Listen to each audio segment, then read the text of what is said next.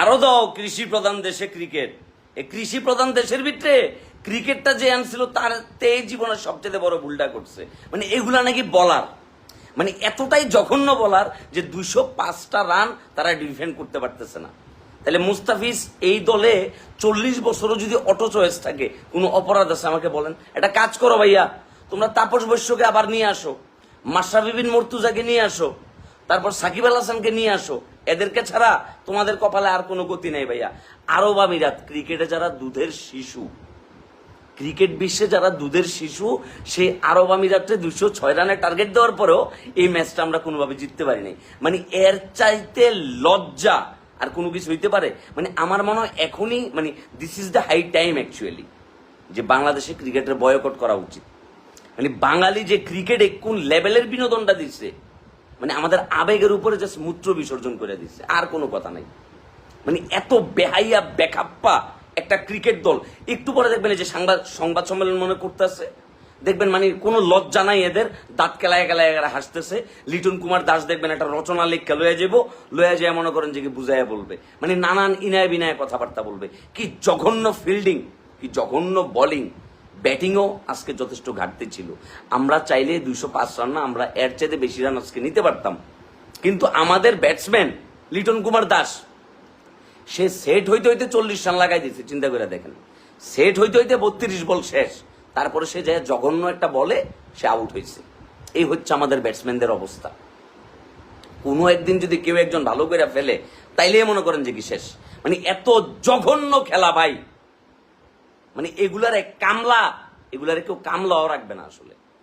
Cricket যদি না থাকতো এরা যে কি করে খাইতো আল্লাহ মাহবুদ মালুম। খালি বাংলাদেশের মতো টিম দিয়ে কেমন হয় কি কোনো মতে বেঁচে যাচ্ছে এগুলা।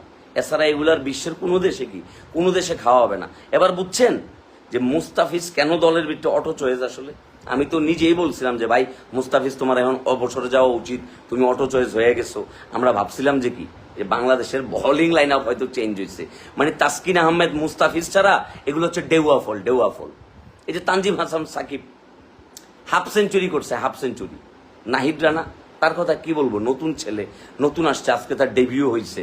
সে প্রপারলি বলের লাইন লেন্থ বুঝতে পারতেছে না, একটা ভালো ইয়র্কার সে দিতে পারতেছে না, ফুল লেন্থে বল করতে পারতেছে না। সে বুঝতে পারতেছে না কোথায় বলটা ফালাবে। ওয়াসিমা যে বানানিটা বানাইলো সবাই রে, জাস্ট পাগল বানায় ফেলছে। একটা কাজ করেন মাননীয় ক্রিয়া ও যুব উপদেষ্টা মহোদয়, তাদেরকে 10টা করে ফ্ল্যাট দেন, 2টা করে ওডি গাড়ি গিফট করেন, হ্যাঁ, নগদ 20 লাখ করে টাকা আপনারা বোনাস দেন। বোনাস দিলে দেখবেন তারা ভালো হয়ে গেছে। ওই যে দেখলেন না নির্লজ্জ শান্ত আইসা কি সংবাদ সম্মেলনে বলতেছে যে আমাদের বেতন বোনাস বাড়ায়, আপনারা মনে হয় খুশি না। মানে তোরা সারাটা জীবন বাংলাদেশের ক্রিকেট বোর্ডটারে চুষা খাইলি ভাই।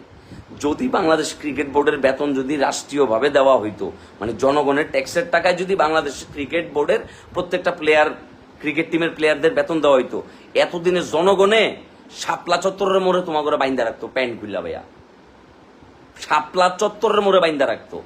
মানে ইজ্জতটা তোর কোনো কিছু রাখো নাই। মানে আরব আমিরাতের লোকে যে জঘন্য ম্যাচটা তোমরা খেললা, একটা কাজ করো, নেক্সট সিরিজটা ফালানো উচিত। আমেরিকার লোকে তো আমরা হারছি, ইউএসএ তো আমাদের খুব জঘন্যভাবে হারাইছে। অ্যারন জোনসের কথা মনে নাই? কি যে লেভেলের মারাটা মারছিল, মাইরা যে কি পাগল বানায় ফেলছিল।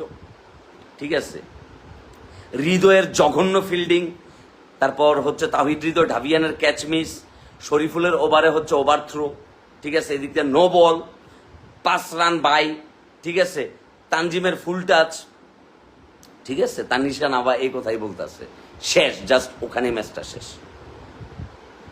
মানে আমরা আর ন্যূনতম যোগ্যতা রাখি না ক্রিকেট খেলার, ঠিক আছে, মানে আমরা কোনোভাবে যোগ্যতা রাখি না। লিটন কুমার দাস ভাবছিল যে ভাই আমি ক্যাপ্টেন্সিতে আইসাই আরব আমিরাতের লোক একটা সিরিজ পাইছি, 2 ম্যাচের সিরিজ ছিল, এটা 3 ম্যাচ হয়ে গেছে গা, পুরাটাই একটা হোয়াইট ওয়াশ দিয়া একটা ক্রেডিট লয়ে এলো। কাকা কপালে তোমার ভালো কিছু সহ্য এলো না, ম্যাচটা আইরা গেলাগা, এত জঘন্যভাবে ম্যাচটা হারছি। হ্যাঁ, মানে আমাদের নাম কোনোভাবে টিম টাইগার হওয়া উচিত না, আমাদের নাম হওয়া উচিত টিম সান্ডা। আজকে থেকে মায়ের দোয়া ক্রিকেট টিমের নামও বয়কট, মায়ের দোয়া ক্রিকেট টিম নামটা হবে না, নাম হবে সান্ডা দেশ, ঠিক আছে, সান্ডা দেশ ক্রিকেট টিম। এছাড়া আর কোনো উপায় নেই। এত জঘন্য রে ভাই। আইসিসি এখনো আমাদেরকে কেন ব্যান করতেছে না? কেন আইসিসি আমাদেরকে এখনো কি ব্যান করতে পারতেছে না? ঠিক আছে, মানে বলাররা মাইর খেয়া পাগল হয়ে যেতেছে, তারে যে কেউ মোটিভেট দিবে, কোন সিচুয়েশনে কেমন বলটা করবে, একটু যে ইন্সপায়ার করবে না। মানে এরা খুবই আরব আমিরাতটা হালকা ভাবে নিছে। এখন হয়েছে না বুইরা বুইরা পাড়াগুলার নাক দিয়া, মুখ দিয়া, চোখ দিয়া, কান দিয়া, আরো অনেক জায়গায় দিয়ে কি পানি বাইর করে ফেলছে, পানি বাইর করে ফেলছে জাস্ট। মানে এই ক্রিকেট টিমটা জোকারে পরিপূর্ণ, প্রত্যেকটা প্লেয়ার জোকার হয়ে গেছে এন্ড অফ দ্য ডে। এদেরকে খালি টাকা দাও, বাড়ি দাও, গাড়ি দাও, টিকটক ভিডিও বানানোর জন্য কি স্পেস দাও, ঠিক আছে, এলিট বিজনেস ক্লাসের সিটে করে মনে করো যে কি দেশে বিদেশে ট্যুর দিবা, শপিং করবা, আর দিন শেষে মারবা আন্ডা। আন্ডা মাইরা ক্রিকেটটার আজকে এই অবস্থা, এতটা জঘন্য অবস্থা হয়ে গেছে ক্রিকেটের। মানে এটা কোনোভাবে সহ্য করার মতো ভাই, কোনোভাবে এটা সহ্য করা যাবে? এত জঘন্য অবস্থা ভাই একটা টিমের, মানে কোনো প্ল্যান নাই, কোনো কিছু নাই। আরে ভাই বলে মাইর খাইতেছে খাইতেছে, একইভাবে একই স্টাইলে বল করেই যাচ্ছে করেই যাচ্ছে করেই যাচ্ছে, মানে তাদের কোনো কিছু না ভাই। আমাদের এখন থেকে উচিত ফুটবলকে সাপোর্ট দেওয়া। ওই ফুটবলের ভিতরে তো পোকা ঢুকে বেরিয়েছে গোলাম রাব্বানি, ছোটনদের মতো বাটপাররা, কাবরা, তারে কাবরারের মতো কোচেরা, এরা বাংলাদেশের ক্রিকেটটারে কই নিয়ে গেছে একটাবার চিন্তা করে দেখেন, কই নিয়ে গেছে? হ্যাঁ, ইমন নাকি কিছুটা ইনজুরি, এই জন্য তারে বিশ্রাম দিছে। যাই হোক, তার রিপ্লেসমেন্টে শান্ত আসছে, আইসা বহুত উড়াইছে, ছিটছে, ঠিক আছে। তানজিদ হাসান তামিম গত ম্যাচে খারাপ করছে, আজকের ম্যাচে পোষায় দিছে। লিটন কুমার দাস গত ম্যাচেও চুনা, আর আজকের ম্যাচে তো প্রচুর বল খাইছে। সে ভুলেই গেছিল যে এটা টি-20 ম্যাচ, নাহলে হয়তো আমাদের টার্গেট হয়তো 20।